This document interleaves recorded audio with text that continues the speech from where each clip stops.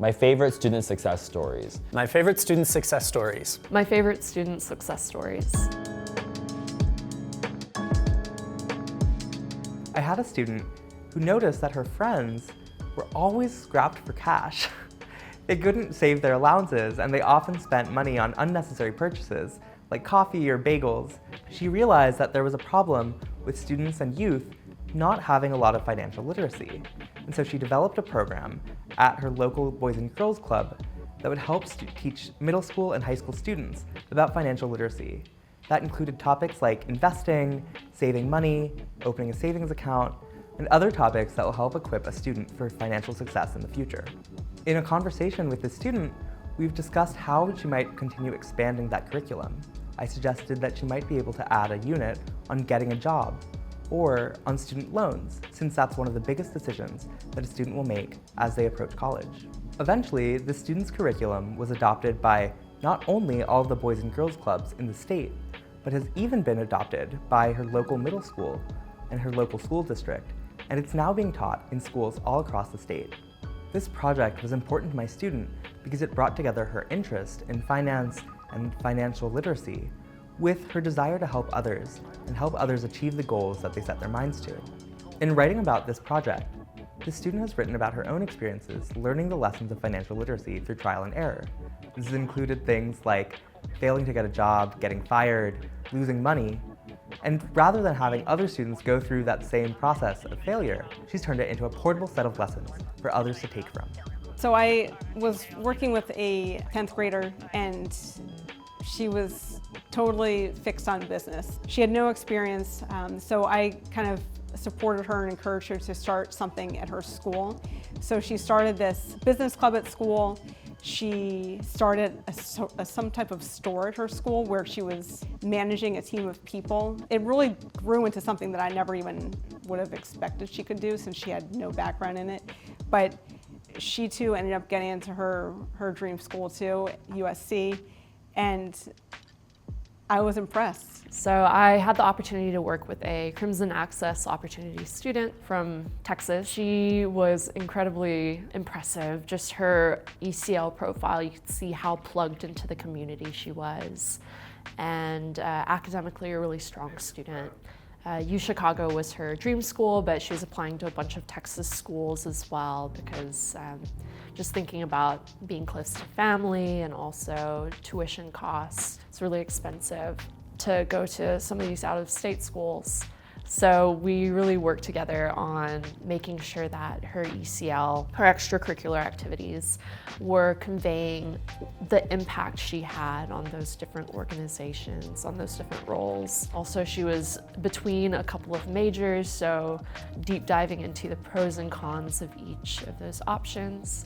And in the end, we decided, okay, going for ED for UChicago is the best move. She was accepted, and with an incredible scholarship, I think somewhere over 300,000 USD over 4 years. So that gave me chills whenever she told us that she got to UChicago, and I know her folks were pretty anxious to have her leave Texas, but I could see how excited she was, and she's looking forward to seeing what she does with her future. One of my favorite student success stories was the student that came to me and said, I want to go to Princeton, nothing else. And of course, that's a lofty goal. It's certainly not impossible, and we can work towards any goal that a student has. As a strategist, I of course want to help students achieve their dreams, but it's a risky goal to say the least because nothing is guaranteed. We did a lot of school research. We spent many meetings talking about all of the different types of schools and what Princeton offers versus what other schools might offer.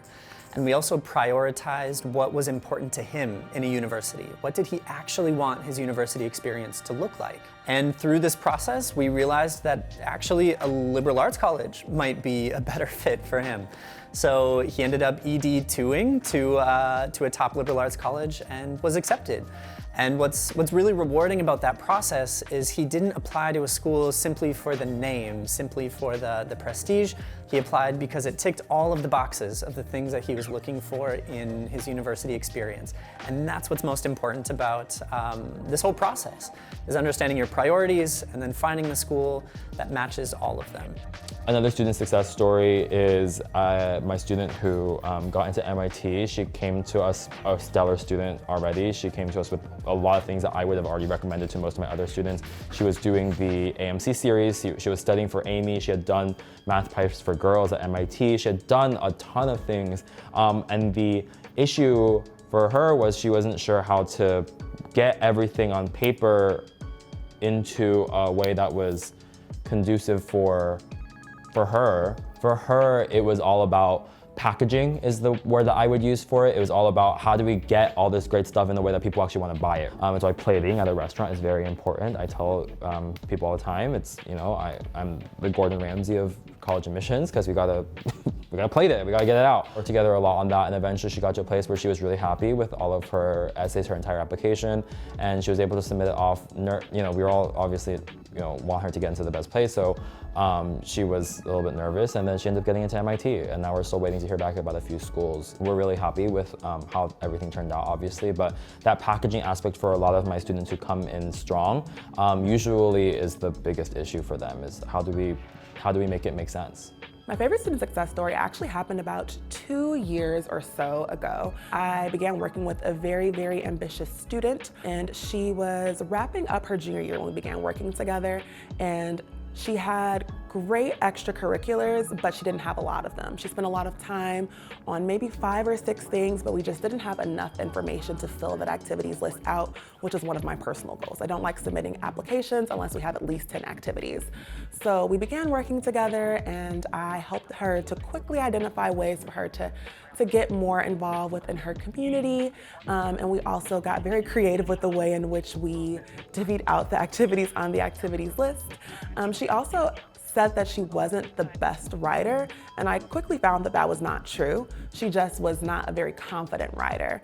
So in working on her application essays, we did multiple drafts and was able to come up with some very strong why essays, and her application just came together so beautifully. And ultimately, she ended up getting into her top choice school, and she was really, really excited and also experienced a significant amount of growth and improved confidence. And we're still in close communication now today. If you like this video, subscribe to our channel. And if you want to chat with one of our experts and see if Crimson might be the right fit for you, click the link below.